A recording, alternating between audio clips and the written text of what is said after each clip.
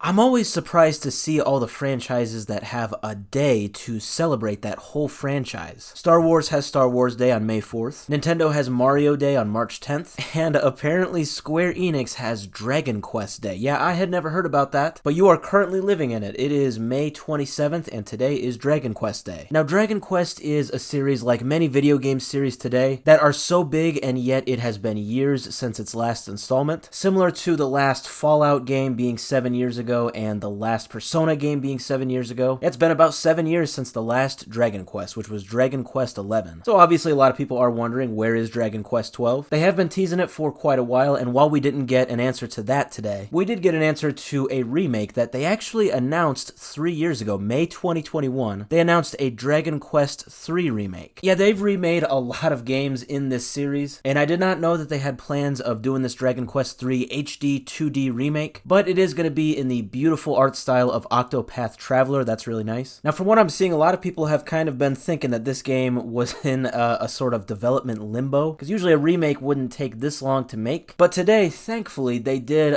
give a little bit of a teaser on Twitter. They didn't show any more gameplay footage of it, but what they did announce is that this game is going to be released on all current gen platforms. So PlayStation, Xbox, Nintendo, and PC. This is very interesting, and it's a little different for Square Enix, but do keep in mind that though they have historically had a PlayStation exclusivity sort of relationship, they did announce about a month ago, if you remember, and actually I think it was a little less than a month ago, that they are wanting to go multi-platform going forward. And I'm talking day one releases being multi-platform. They were talking about how there is a lot more profit to be made by just getting rid of console exclusivity and going all in on all platforms on day one. So this has been the first game announcement since that stance that they decided to take, so now we are seeing that they are really taking this multi-platform stance seriously. Now I have to say, although this is pretty cool, I am a little disappointed. I was wanting them to go the Final Fantasy route and do just an all-in-one pixel remaster. So if you remember, just a few years ago, Final Fantasy had their pixel remaster of their 1 through 6 games, and I thought give it a few years and I think Dragon Quest is going to do the exact same thing, because similar to Final Fantasy, Dragon Quest 1 through 6 is known to be their sort of pixel games that a lot would define as the classics. But maybe they have a different strategy for this. Maybe they want to do that, but just kind of do it in separate installments. So yeah, now a lot of people are expecting that there's going to be a summer announcement of this game, and it may even get released this summer. I know Summer Games Fest is coming up in just a couple weeks now. I see that Square Enix was there last year. I don't see confirmation yet that they are going to be there this year. But if they are, it'd be a great time to finally announce a release date and maybe even just drop the game that day. So we might not have to wait too long to see where this game is going to end up. And I'm thinking we'll probably have some more Dragon Quest remakes in a similar fashion in the very near future.